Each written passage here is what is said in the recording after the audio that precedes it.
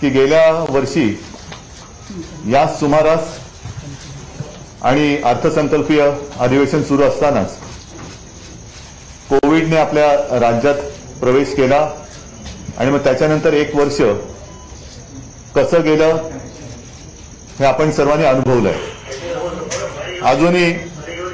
अजूनही कोरोनाचा धोका काही गेलेला नाही, किंबहुना तो परत थोडासा वाढताना दिसतोय।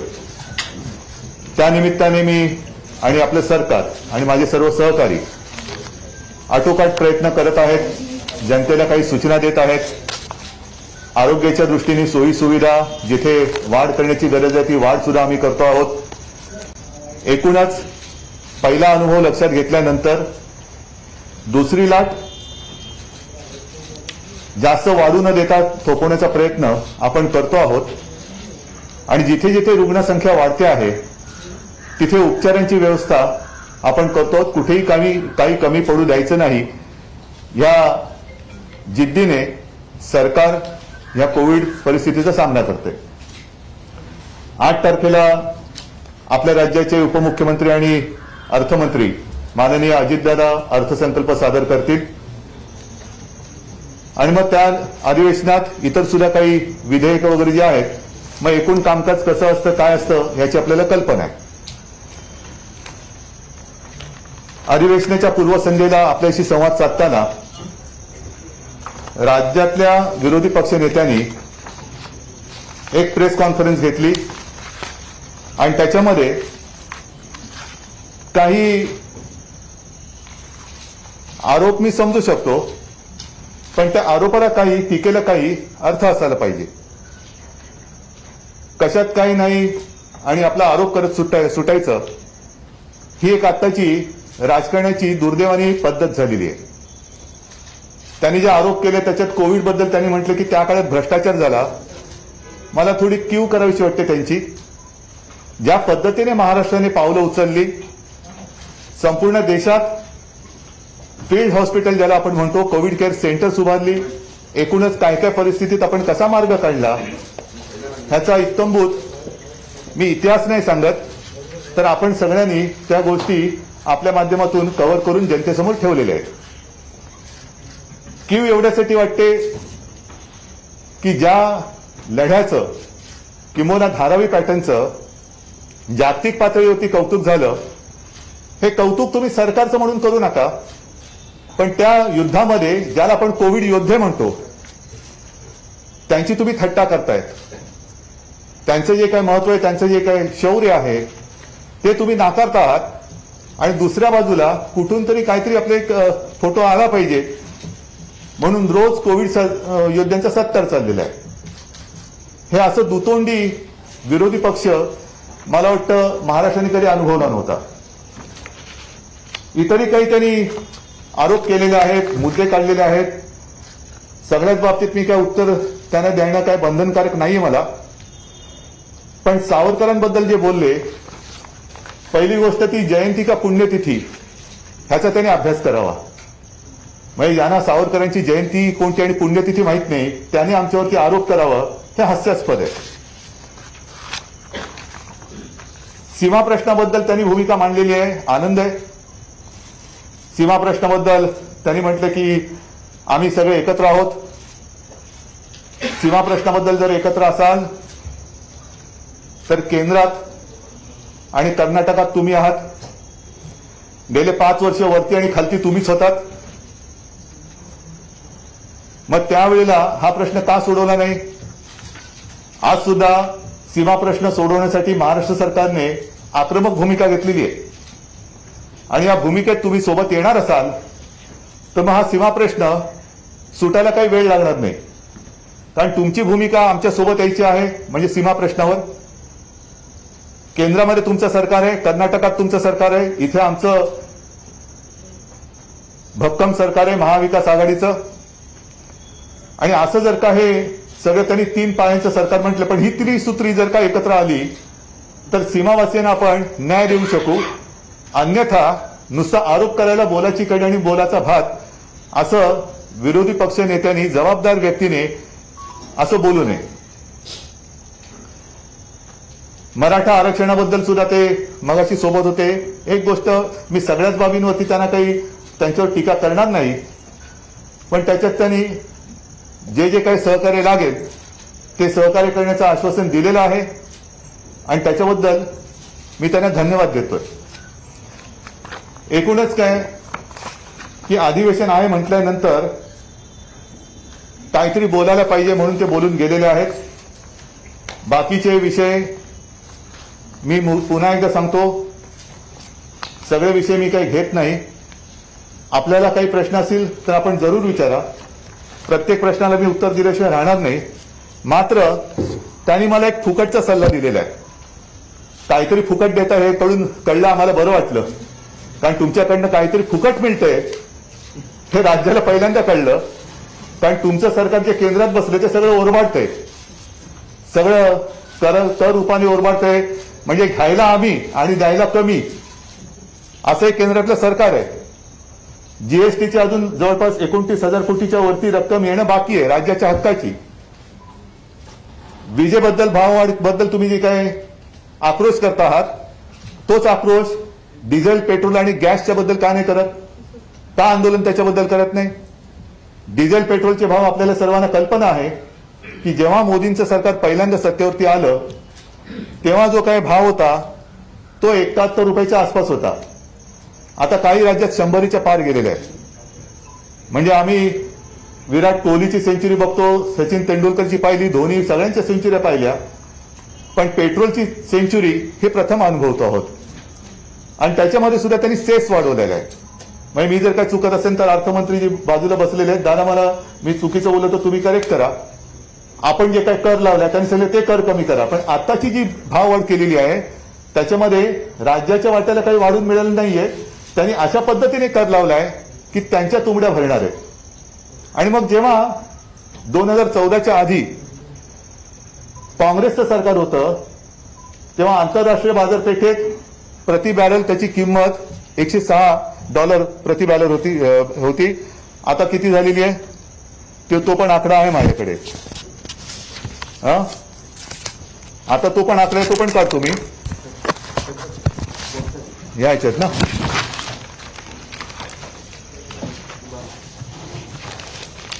नाही हा आकडा आहे तो काढत तो मिळेल. त्याच्यानंतर त्यांनी जे सांगितलेलं आहे की कर्जमुक्ती अजून अर्धवट राहिलेली आहे. त्यांच्या वेळेची म्हणजे तेव्हा आम्ही त्यांच्यासोबत होतो ती कर्जमाफी ही आत्तापर्यंत चालू होती. पण एक गोष्ट मला नक्कीच समाधानाने सांगेन, अभिमानाने सांगेन की त्यांच्या वेळेला जे काही शेतकऱ्याला हेलपाटे मारायला लागत होते, जे काही त्याला सगळी प्रश्नावली होती ती सगळी काढून टाकून आधार कार्ड आणि त्या अंगठ्याच्या जोरावरती आम्ही विनासायास कर्जमुक्ती केलेली आहे. कुठेही शेतकऱ्यांची तक्रार आलेली नाहीये. त्याच्यानंतर कोरोनाचं संकट आल्यानंतर सुद्धा जिथे कर्जमुक्तीची रक्कम बाकी होती जवळपास 7,000 कोटी ती सुद्धा आपण दिलेली आहे. आणि ह्या ज्या काही थापा म्हणजे अशा थापा मारायच्या त्या अशा जोरात मारायच्या. सगळंच काही जोरात बोललं म्हणजे खरं असतं असं नाहीये, पण जे बोलायचं ते खोटं बोलायचं ते रेटून बोलायचं हे त्यांचीच वाक्य आहे, हे त्यांनाच लागू पडत आहेत. एकूणच काय की आपल्या कच्च्या तेलाच्या बॅरलची किंमत आज $63 आहे आणि पेट्रोलचे दर 100 रुपयापेक्षा जास्त झालेले आहेत. तर अशी ही सगळी बोलगेवडी माणसं ज्या वेळेला एखाद्या जबाबदार पदावरती असतात त्यांना अशा ह्या गोष्टी शोभत नाहीयेत. मगाशी मी सांगितलं की केंद्र सरकारकडून जवळपास 29,291 कोटी येणे बाकी आहे आणि मदत व पुनर्वसनासाठी नागपूर विभागातील पूर आणि जूनची अतिवृष्टी त्याच्यासाठी 4,720 कोटी येणे बाकी आहे. का नाही तिकडे बोंबलत? केंद्राच्या इकडे जाऊन का नाही बोलत? हे सगळे विषय झाल्यानंतर मग एका महत्वाच्या विषयाला मी येतो आहे, तो म्हणजे संजय राठोड. एकूण सरकार चालवताना मुख्यमंत्री, उपमुख्यमंत्री आणि ते सर्व मंत्रिपदावरती आम्ही विराजमान झाल्यानंतर आमची जबाबदारी असते ती म्हणजे न्यायाने वागणे. पण गेल्या काही महिन्यात एकूण जे गलिच्छ राजकारण सुरू झालेलं आहे, तपास हा झालाच पाहिजे, पण हा तपास निपक्षपातीपणाने केला गेला पाहिजे. जर कोणी त्याच्यात गुन्हेगार असेल, जर कोणी त्याच्यात दोषी असेल, तर तो कोणी किती मोठा असला तरी त्याच्यावरती कायद्यानुसार कारवाई झालीच पाहिजे. या सरकारची ठाम आणि स्पष्ट भूमिका आहे. या तपास यंत्रणेवरती आणि या तपासावरती कोणाला एखाद्याला सोडवायचं म्हणूनही दडपण असता कामा नये, पण त्याच बरोबरीने एखाद्याला लटकवायचंच आहे, त्याला आयुष्यातून उठवायचंच आहे, असाही तपास असता कामा नये, असंही दडपण असता कामा नये. आणि हे मी मुद्दामून सांगतोय कारण गेल्या वर्षभरापासून अशा काही घटना, अशा काही गोष्टी घडतायत की आम्ही म्हणू तीच पूर्व दिशा. तुम्ही सांगाल तसाच तपास झाला पाहिजे. तपासाला तुम्ही दिशा देऊ शकणार नाही. तपास हा निपक्षपातीपणाने सुरू आहे. आणि मग तुमच्या मनात असं आलं असेल की एवढे दिवस होऊन गेल्यानंतर सुद्धा आज आता संजय राठोड यांनी स्वतःहून राजीनामा दिलेला आहे. त्याचं पत्र सुद्धा अनिल तुम्ही वाचून दाखवा. पण आधी एक थोडंसं मी बोलतो. त्यांनी राजीनामा दिल्यानंतर, बरं आधी ते पत्रच वाचा, मग ते त्याचं आधी पत्र वाचू, मग नंतर मग पुढचं बोलू.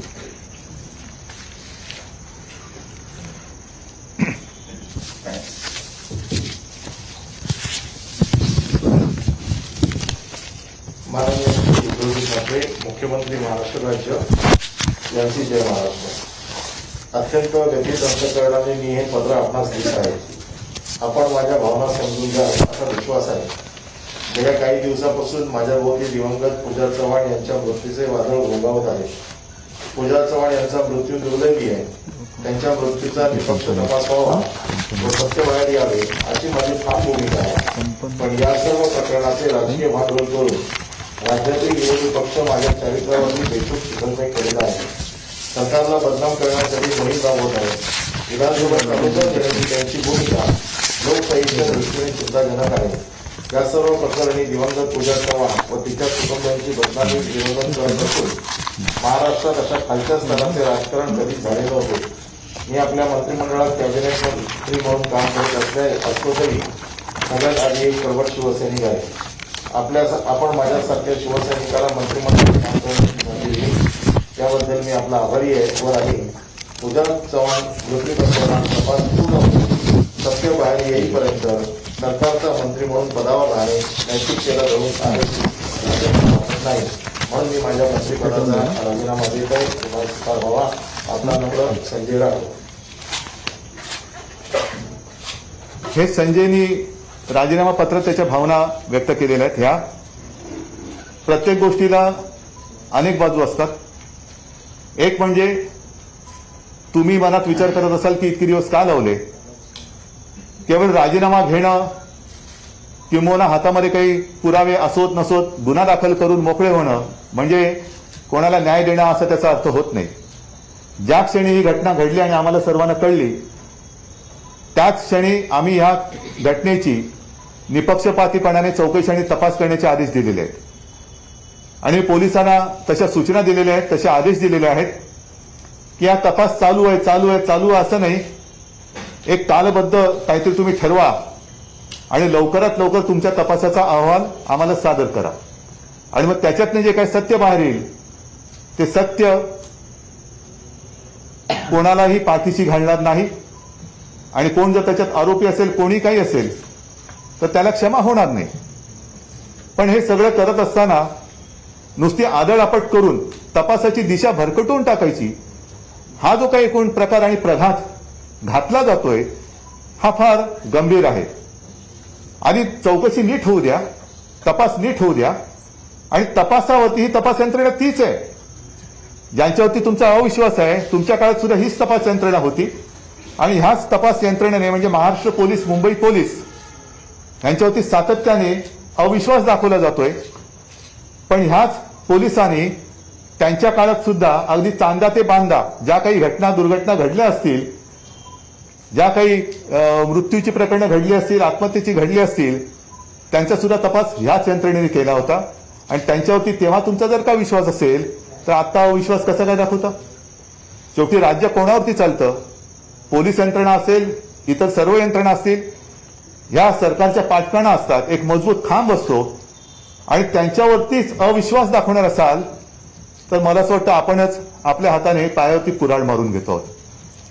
हे जसं संजय राठोड यांचं पत्र आपल्यासमोर वाचून दाखवलं, त्यांनी दुपारी येऊन राजीनामा सादर केला आणि ही बातमी आल्यानंतर मगाशी मराठा आरक्षणासंदर्भात बैठक झाली, मग आमची मंत्रिमंडळाची बैठक झाली आणि ती संपून मी इथे येत असताना पूजाचे आई वडील आणि तिची बहीण ह्याच मला येऊन भेटले. साहजिकच आहे, त्यांच्या डोळ्यामध्ये अश्रू आहेतच, पण ते अश्रू आणि त्यांच्या भावना ह्या मी मुद्दामून तुमच्यासमोर मांडत आहे. त्यांनी मला एक पत्र दिलेलं आहे, तेही पत्र तुम्ही ऐकलं पाहिजे. सन्माननीय मुख्यमंत्री महोदय, महाराष्ट्र राज्य, पूजा चव्हाण विषय आत्महत्या प्रकरणी होणारी आमची व आमच्या समाजाची बदनामी थांबवण्याबाबत महोदय, आमची मुलगी कुमारी पूजा चव्हाण हिचा दिनांक 7 फेब्रुवारी रोजी दुर्दैवी मृत्यू झाला. कुठल्याही माता पित्यासाठी आपल्या पोटच्या गोळ्याचा मृत्यू हा अत्यंत वेदनादायी असतो. आमची ही वेदना आता कधीही भरून येणार नाही. मुलीच्या अकाली मृत्यूच्या दुःखापेक्षा अधिक त्रासदायक व आक्षेपार्ह म्हणजे माझ्या मुलीच्या मृत्यू संदर्भात जी चर्चा होत आहे तिच्यावर खूप गलिच्छ आरोप लावून श्री संजय राठोड राज्यमंत्री यांचे नाव घेऊन उलटसुलट बातम्या येत आहेत, जे निराधार आहे. आपण या संबंधीच्या पोलीस चौकशीचे आदेश दिलेले आहेत. आपल्यावर आमचा पूर्ण विश्वास आहे व या घटनेचा तपास वेगाने व्हावा व जे दोषी असतील त्यांच्यावर आपण निश्चितच कारवाई कराल याची आम्हाला खात्री आहे. आमच्या मुलीचा बळी गेला, पण फक्त संशयावरून कोणाचाही बळी जाऊ नये. श्री संजय राठोड यांच्या राजीनाम्याची कोणतीही मागणी आम्ही केलेली नाही. आमची मुलगी गमावली, परंतु या राजकारण करून दररोज होणारे आरोपाने तिचा रोज बळी जातोय. याचे राजकारण करून श्री संजय राठोड यांना आरोपी ठरवून राजीनामा घेऊ नका. तपासामध्ये श्री राठोड किंवा अन्य कोणीही दोषी असल्यास कठोर कारवाई करून न्याय द्यावा, परंतु संशयावरून मुलीवर किंवा कोणावरही आरोप करू नये. श्री संजय राठोड हे समाजाचे नेते आहेत. ते खूप कष्ट करून येथपर्यंत पोहोचलेले आहेत. फक्त संशयावरून त्यांचा बळी घेऊ नये. तपास पूर्ण झाल्यावर दोषींवरती कारवाई करावी. राजकारणामुळे व दबावामुळे घाईघाई कुठलाही निर्णय घेऊ नये. आमचा आपल्यावरती पूर्ण विश्वास आहे. आपण आम्हाला न्याय द्यावा. आपले नम्र लहूचंद्र चव्हाण वडील, मंदोदरी लहू चव्हाण आई व दिव्यानी लहू चव्हाण बहीण. आता काय म्हणायचं याला, ज्या मुलीचा जीव गेलाय त्यांच्या आई वडिलांचा तपास यंत्रणेवरती आणि सरकारवरती विश्वास, आणि ते सांगतायत की याच्यात राजकारण आणू नका, आणि ही लोक त्याच्यामध्ये राजकारण आणतायत. याच्यासारखं दुर्दैव दुसरं असू शकत नाही. आणि म्हणून मला असं वाटतं प्रत्येक पाऊल टाकताना खूप समजूतदारपणाने आणि गांभीर्याने टाकावं लागतं. त्याच्यामध्ये उथळपणा असता कामा नये. कोणाचाही जीव हा महत्वाचा असतोच. ती घटना दुर्दैवी आहेच, त्याचा तपास हा होणारच, आणि त्या तपासाअंती जे काय सत्य असेल ते सत्य स्वीकारलं जाईलच. त्याच्यात कोणाचं नाव असलं, कोणाहीवरती त्याच्यात दोषारोप असेल, काही असेल, तर तो कोणी असला तरी त्याच्यावरती कारवाई होणारच. त्याच्याबद्दल त्यांच्या मनात शंका नाहीये. मला असं वाटतं इतरांच्याही मनात तशी शंका असण्याचं कारण नाहीये. आणि म्हणून देवेंद्रजींनी मागाशी मला जो काही फुकटचा सल्ला दिलेला आहे की सत्तेत कोणी किती लाचारी स्वीकारली ती इतिहासात लिहिले जाते, तसंच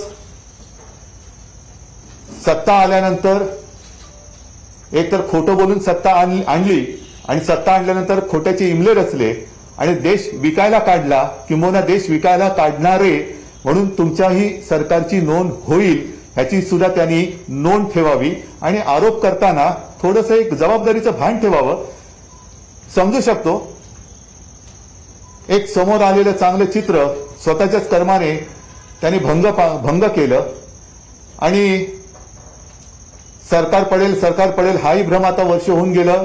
ते काय पडत नाही, उलट आम्ही अधिक मजबूतीने आता काम करायला लागलेलो आहोत. महाराष्ट्राच्या हिताचं, महाराष्ट्राच्या विकासाचं स्वप्न घेऊन आम्ही पुढे जात असताना इतर ठिकाणी त्याचं कौतुक होतंय, पण तुमच्या मनामधले जे काही थोडंसं खतखततंय ती खतखत जरूर काढा.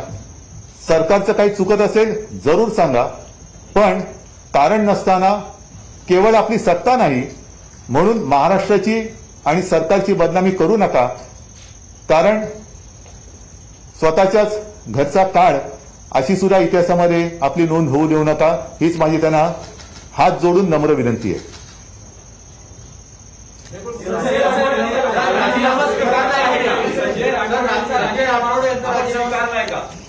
राजीनामा दिलेला आहे म्हणजे त्याचा अर्थ काय होतो? नाही, बरोबर आहे. तो म्हणजे तो नुसता काय फ्रेम करून लावण्यासाठी नसतो. तुम्हाला काय वाटलं राजीनामा दिला म्हणजे फ्रेम करून लावू? स्वीकारलेलाच आहे ना त्यांनी. राजीनामा स्वीकारलेलाच आहे. मी पुन्हा तेच सांगतोय, त्यांनी राजीनामा दिलेला आहे आणि तो स्वीकारल्यानंतर तो काही फ्रेम करून लावण्यासारखा नाहीये.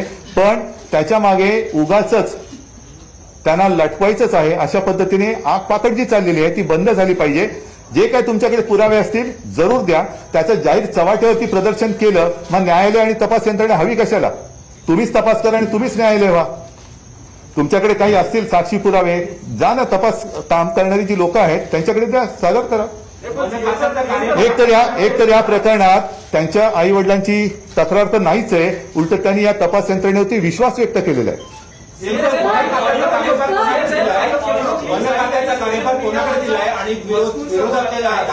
वन खात्याचा वन खात्याचा कारभार आता सध्या माझ्याकडे आहे. कारण कोणालाही नेमून दिलेल्या खात्याचा कारभार मुख्यमंत्र्यांकडे असतो आणि त्या निमित्ताने विधानसभेत काही प्रश्न किंवा काही असेल तर जरूर असेल तेव्हा मी किंवा त्या खात्याचे राज्यमंत्री त्याला उत्तर देतील. नाही तर आम्ही सगळेजण आहोतच.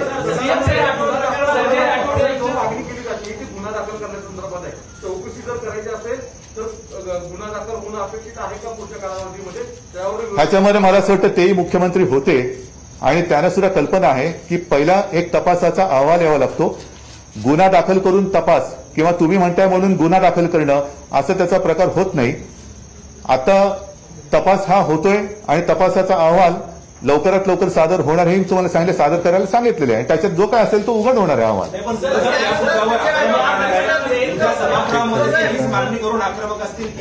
त्यांच्याकडे दुसरा मुद्दा काय? दुसरा मुद्दा त्यांच्याकडे काय आहे? दुसरा मुद्दा काय? मग आणखीन एक गोष्ट सांगतो तुम्हाला, आणखीन एक गोष्ट सांगतो. एडीआर दाखल झालेला आहे. हा, मग सांगा ना. एडीआर दाखल झालेला आहे, त्या एडीआरच्या खालीच ती चौकशी. तुम्ही कायदेविषयक चांगलं बोलत सांगा. या संदर्भात मुंबई पोलिसांनी एडीआर दाखल केलेला आहे आणि त्या एडीआरच्या अंतर्गत ही चौकशी चालू आहे. सीएम साहेब, तुम्ही जसं त्यांच्या आई वडिलांच्या पत्राचा उल्लेख केला तसं त्यांच्या कुटुंबातले काही सदस्य पुण्यातल्या त्या पोलीस स्टेशन त्यांनी सांगितलं त्यांचा काही संबंध नाही. ते विचारलं मगाशी सांगितलं त्यांनी. हे त्यांनी सांगितले. मला असं वाटतं ब्लड रिलेशन नाही. हा, ते त्यांनी स्वच्छ सांगितलं की त्यांचं ब्लड रिलेशन नाही हे त्यांच्या आई वडिलांनी सांगितलेले. हा काही तपासाचा अहवाल नाही, त्यांच्या आई वडिलांनी स्पष्ट सांगितलेलं. मैताला पण नाही, मैताला पण नाही आले.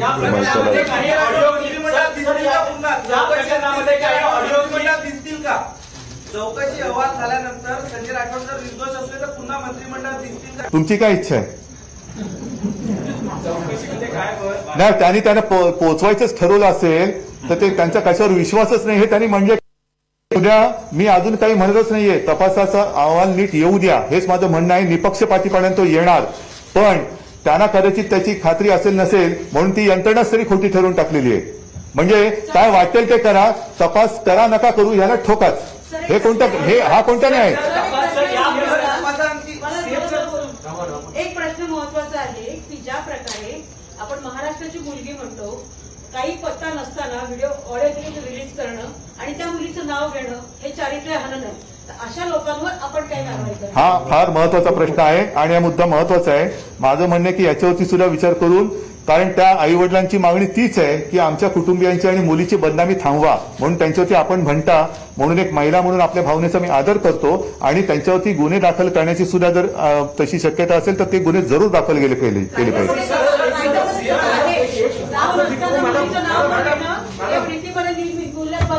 आणि चॅनलवर तुम्ही जेव्हा एखाद्या मुलीचं विनयभंग झाला किंवा नसेल झाला तरी नाव आणि फोटो दाखवणं, त्या कुटुंबाची बदनामी करणं, तेच त्यांचं म्हणणं आहे. पण अधिकार नाहीये आणि राज्य सरकारला आणि विरोधी पक्षांना पण नाही. हे मी पत्रकार असताना सांगते.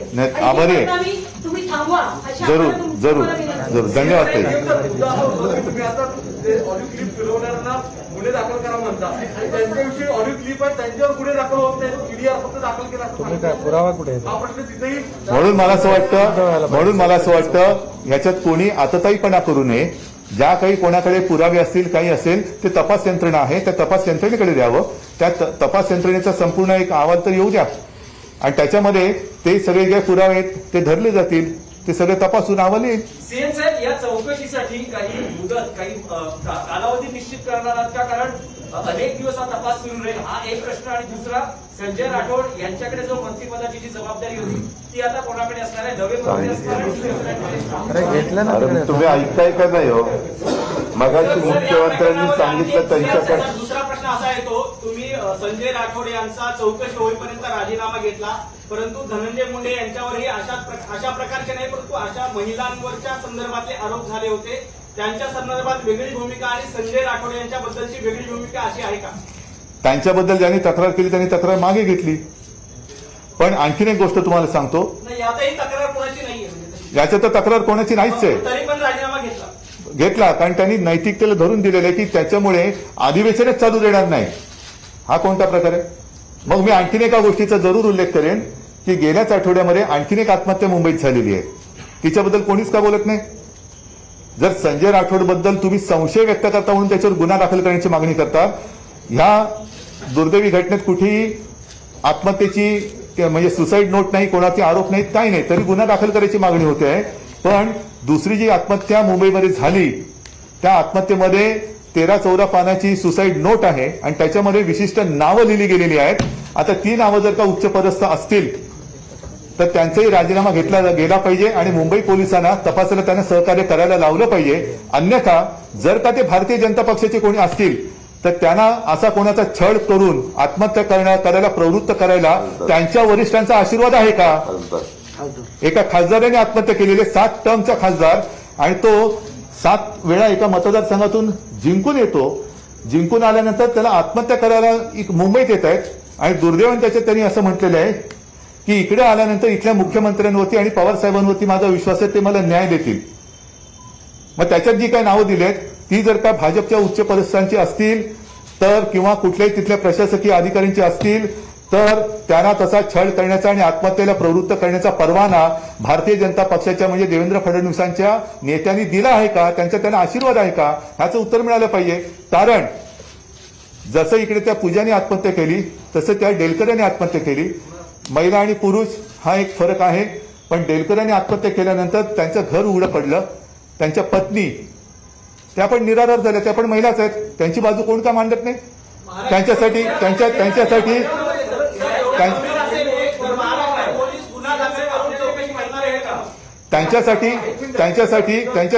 रस्त्यावर का कोणी उतरत नाही?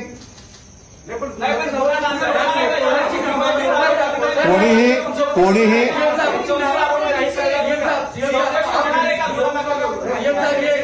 जानकारी दी है कि हिंदी में प्लीज बताइए कि क्या नहीं, एक मिनट में सारी जानकारी हिंदी में दे दूंगा, जरूर दे दूंगा.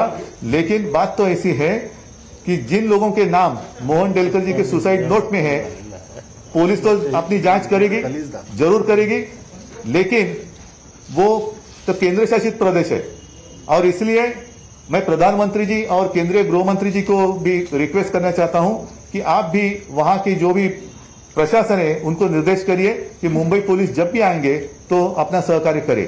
माननीय मुख्यमंत्री जी, डेलकर जी के मामले में चर्चा ये है उनका क्रिमिनल बैकग्राउंड रहा है, इसलिए आप सुनकर नहीं है. जो आपने जांच की है उसमें क्या सामने आया है? नहीं, जांच अभी तक की नहीं है. अगर क्रिमिनल बैकग्राउंड होती या होगी तो उनके ऊपर आप केस कर सकते थे. केस कर सकते थे.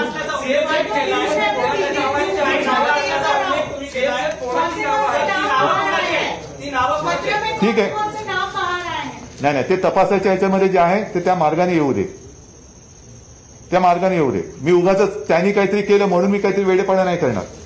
सर, मोहन डेलकर जी की मौत के मामले में आप कोई सीनियर आईपीएस अपॉइंट क्यों नहीं करते? कोई करेंगे ना, जरूर करेंगे, लेकिन ये भी जो विषय है उसके ऊपर भी चर्चा होनी चाहिए. आपण गुन्हा ईडीआर खाली दाखल झालाय, त्याच्या जसं जशी चौकशीमध्ये बाहेर येतील त्याच्याप्रमाणे मध्ये गुन्हा दाखल.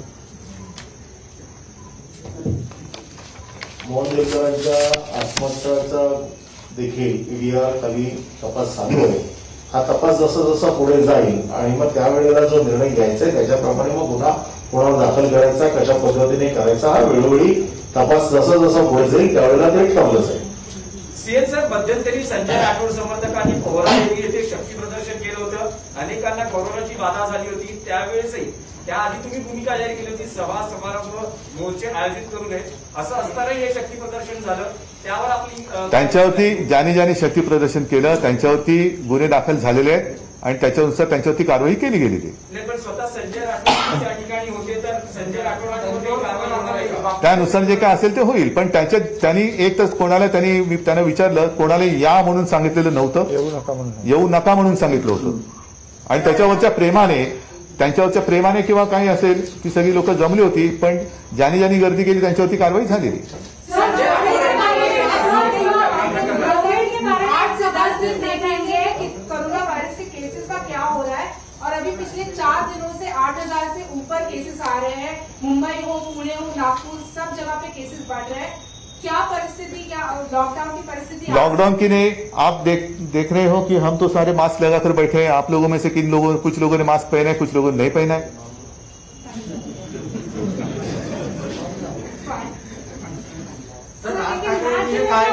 लॉकडाउन होगा राज्य भर में, क्या वापस लॉकडाउन होगा? हमारी तो इच्छा नहीं है, लेकिन मजबूरी, ये जो शब्द है बड़ा विचित्र है. और इसलिए आपने देखा होगा कि पिछले आज का नहीं, पिछले रविवार को मैंने फेसबुक लाइव के माध्यम से लोगों के साथ बात की थी और तब मैंने सारे लोगों को यही कहा था कि जो भी सूचना आपको दे दी गई है उसका पालन करें, मास्क पहने और लॉकडाउन को ना कहें. मास्क काढ लेंगे. मला माझा नमस्कार आहे त्यांना. वैक्सीन जो दी जाने वाली है वो 45 और 60 ईयर्स अबाव के लोगों को भी दी जाने वाली है. कल से वो ड्राइव शुरू होगा. लेकिन राज्य सरकार की तरफ से महाराष्ट्र के लिए स्पेसिफिकली इंस्ट्रक्शंस नहीं आई है. तो क्या कल प्राइवेट अस्पतालों में ये वैक्सीन मिलना शुरू हो जाएगा? पहले वैक्सीन तो आने दीजिए, फिर सूचना आएगी. पत्रकारांना कधी देणार? दिल्लीने कळवल्यानंतर. सर, मेरा अपना ऑब्जर्वेशन क्या है, कोरोना वायरस को लेकर इतने दिन पास हो गए हैं, आपने 8-10 दिन का जो नहीं, देखिए ऐसा है, आपने अच्छा सवाल पूछा. बढ़त तो हो रही है. आज ही अभी हमने जानकारी ले ली. सब जगह बढ़त तो हो रही है. खास कर विदर्भ में अमरावती है, अकोला है, वाशिम आणि यवतमाळ, बुलढाना. यहाँ पिछले वक्त जब पीक पर थी केसेस, उससे भी ज्यादा क्रॉस किया है केस ने. तो सारे लोगों ने एक क्या कहे, मास्क तो पहनना चाहिए. जो 3 बातें, वैक्सीन आएगी, जरूर आएगी, लेकिन वैक्सीन लेने के बाद भी मास्क तो पहनना ही होगा. आने वाले कुछ महीनों तक शायद ये सिलसिला जारी रहेगा और हमें तो थोड़ी सी एक ज्याला खबरदारी म्हणतो तिथं घ्यावी लागेल.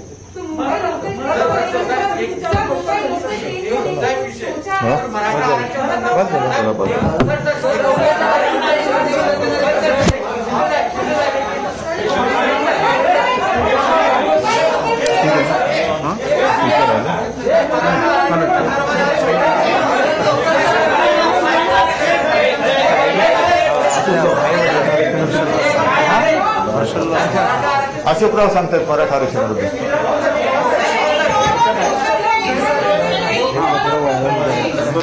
लोकल ट्रेनच्या बद्दल सुद्धा आमची विनंती आहे की सर्व जी कार्यालय आहेत, जसा मी मंत्रालयामध्ये प्रयत्न करतो आहे की वेळा वाटून द्यायच्या, शिफ्टच्या वेळा वाटून द्यायच्या, म्हणजे गर्दी होणार नाही.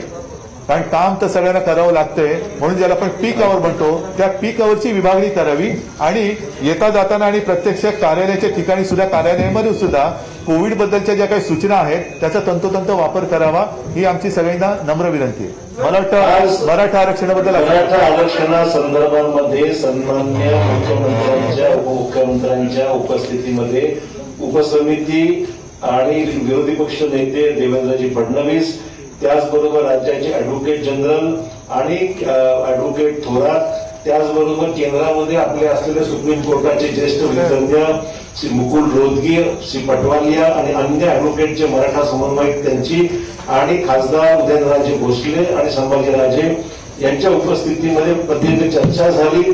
त्यामध्ये सद्यस्थितीचा आढावा हा घेण्यात आलेला आहे आणि 8 तारखेला सुनावणी होण्याच्या अगोदर आम्हा सर्वांची एवढीच भूमिका आहे की केंद्राने ह्याच्यामध्ये सकारात्मक भूमिका घेतली.